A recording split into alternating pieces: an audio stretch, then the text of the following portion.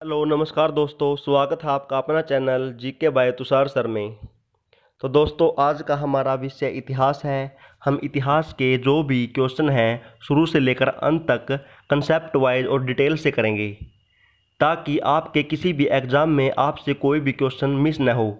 तो दोस्तों, क्वेश्चन को शुरू करने से पहले अगर आपने चैनल को सब्सक्राइब नहीं किया है तो चैनल को सब्सक्राइब कर लें और साइड में बेल आइकन है उसको प्रेस कर लें, ताकि आने वाली वीडियो का नोटिफिकेशन मिल सके।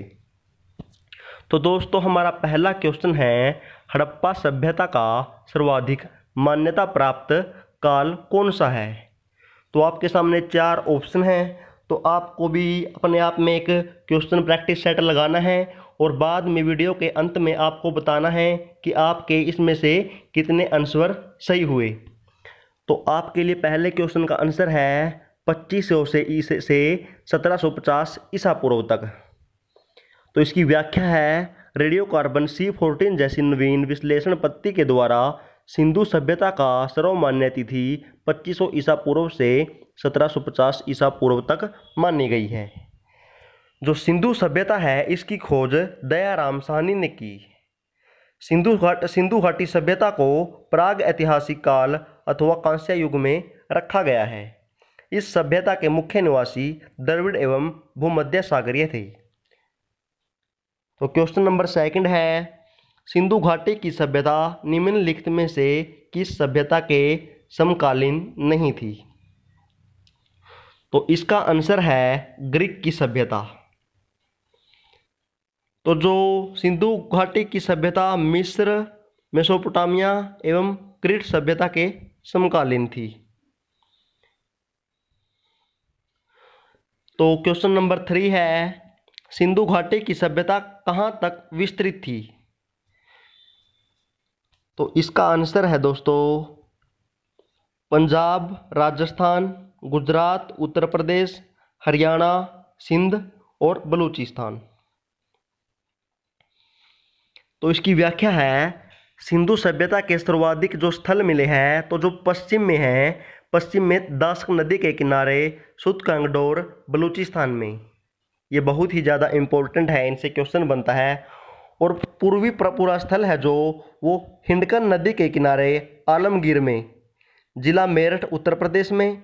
और जो उत्तरी स्थल है वो है चिनाब नदी के तट पर अखनूर के निकट मांदा में, जम्मू कश्मीर में। तथा दक्षिणी पूरा स्थल गोदावरी नदी के निकट दाइमाबाद, जिला अहमदनगर, महाराष्ट्र। यहाँ पर टाइमाबाद है, टाइमाबाद की जगह पे सही कर लें कि दाइमाबाद है। तो इसमें जो सिंधु सभ्यता थी उसमें 6 स्थान है, जो 6 नगर है उनको बड़े नगर की संज्ञा दी गई है। वो क्रम वाइज है मोहनजोदड़ो, हड़प्पा, गणवारीवाला, धोलावीरा, राखीगढ़ी और कालीबंगन। तो स्वतंत्रता प्राप्ति के पश्चात हड़प्पा संस्कृति के सर्वाधिक स्थल गुजरात में खोजे गए हैं। लोथल एवं सुतकोदा सिंधु सभ्यता का बंदरगाह था। जुते हुए खेत, नक्काशीदार ईंटों के प्रयोग का साक्ष्य कालीबंगन से प्राप्त हुआ है। क्वेश्चन नंबर 4 है, सिंधु घाटी की सभ्यता में घोड़े के अवशेष कहाँ से मिले गए हैं? तो जो घोड़े के अवशेष मिले हैं वो मिले हैं सुतकोटड़ा से।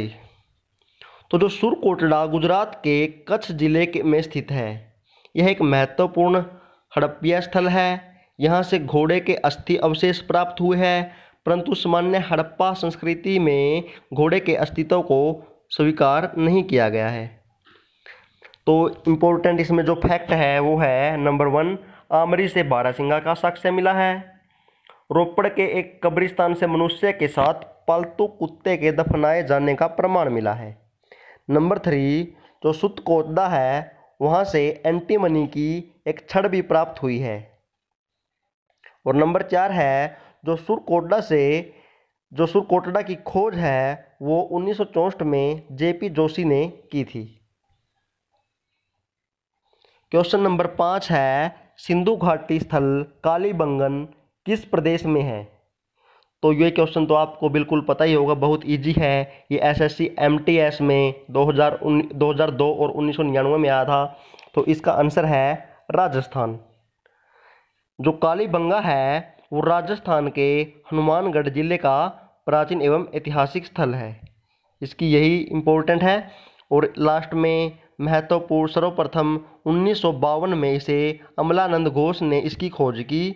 बीके थापड़ व बीवी लाल ने 1961 से 69 में यहाँ उत्खनन का कार्य किया। क्वेश्चन नंबर 6 है, निम्नलिखित में से किस पदार्थ का उपयोग हड़प्पा काल की मुद्राओं का निर्माण में मुख्य रूप से किया गया। तो बताना है किस पदार्थ का उपयोग जो हड़प्पा काल की मुद्राएं थी उनमें मुख्य रूप से किया गया है। तो आपके सामने 4 ऑप्शन हैं। आई होप आपको इसका आंसर पता होगा। तो इसका आंसर है सैल खड़ी।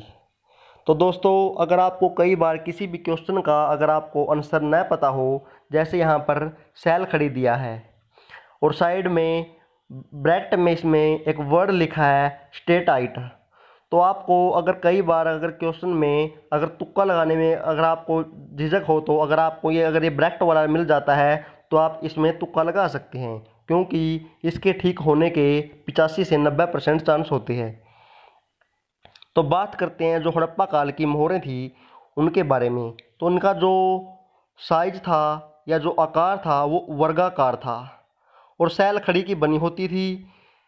मोहरों में सर्वाधिक संख्या में एक श्रृंगी पशु की आकृति मिली है। मोहनजोदड़ो से एक कांस्य निर्मित नर्तकी की मूर्ति भी मिली है। सिंधु प्रदेश में भारी संख्या में आग में पकी मिट्टी की मूर्तिकाएं प्राप्त हुई है, जिन्हें टेराकोटा बोला जाता है। क्वेश्चन नंबर 7 है, हड़प्पा सभ्यता किस युग की थी। तो आपको बताना है जो हड़प्पा सभ्यता है वो कौन से युग की सभ्यता थी। तो आपके सामने 4 ऑप्शन हैं। ये क्वेश्चन तो आपके लिए बहुत ही इजी है, आपको आता ही होगा। तो जो हड़प्पा सभ्यता थी वो कांस्य युग की सभ्यता थी। सिंधु सभ्यता की लिपि थी जो न पढ़ी जा सकने वाली थी और आद्य ऐतिहासिक काल के अंतर्गत स्थान दिया गया है। तृतीय कांस्य काल की ताम्र पाषाणिक सभ्यता रेडियो कार्बन विश्लेषण के आधार पर 2500 ईसा पूर्व में विद्यमान मानी जाती है, परंतु जो इसका उत्कृष्ट काल था वो 2350 से 1750 ईसा पूर्व तक, अर्थात 500 वर्ष तक ही रही। तो जो इसकी लिपि के बारे में लिखा है दोस्तों, तो इसकी लिपि थी जो वो भाव चित्रात्मक थी, जिसको पढ़ा नहीं जा सका है।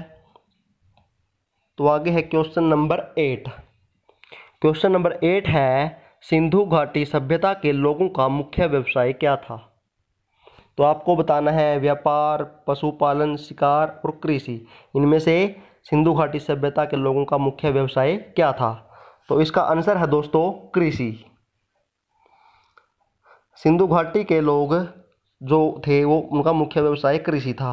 हड़प्पा सभ्यता में अनेक फसल की खेती होती थी, जैसे गेहूं और जौ प्रमुख थे।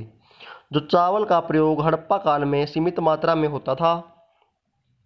रंगपुर और लोथल से चावल के प्रमाण मिले हैं। हड़प्पा वासी मेसोपोटामिया में व्यापार करते थे। चांदी का प्रयोग भारत में प्रथम बार हड़प्पा वासियों द्वारा किया गया। कपास की खेती सर्वप्रथम हड़प्पा वासी द्वारा शुरू किया गया। और जो चेस है, शतरंज का खेल है, उसकी शुरुआत भी हड़प्पा वासियों द्वारा ही की गई। कपास को यूनानी लोग सिंडन कहते थे। क्वेश्चन नंबर 9 है, हड़प्पा सभ्यता के निवासी थे। तो जो इसमें पूछा गया है जो हड़प्पा सभ्यता के निवासी कैसे थे, वो कहाँ पर कैसे निवास करते थे। तो आपके सामने 4 ऑप्शन है, आपको बताना है इसका आंसर क्या आएगा। तो अगर आपको ये लगे कि मैं इसका आंसर जो भी जल्दी दे रहा हूँ, तो आप वीडियो को पॉज करके देख सकते हैं। तो दोस्तों इसका आंसर है जो हड़प्पा सभ्यता के निवासी थे वो शहरी थे। भारत का प्रथम नगरीकरण हड़प्पा सभ्यता के दौरान शुरू हुआ और हड़प्पा सभ्यता के द्वारा ही शुरू किया गया। भारत में द्वितीय शहरीकरण गंगाधारी में 6ठी शताब्दी ईसा पूर्व में हुआ। वैदिक सभ्यता ग्रामीण सभ्यता थी। यायावर या खानाबदोश व्यवस्था मानव के प्रारंभिक काल को दर्शाता है। शहर होने के लिए प्रथम शर्त खेती में अतिरिक्त उपज होना अनिवार्य है।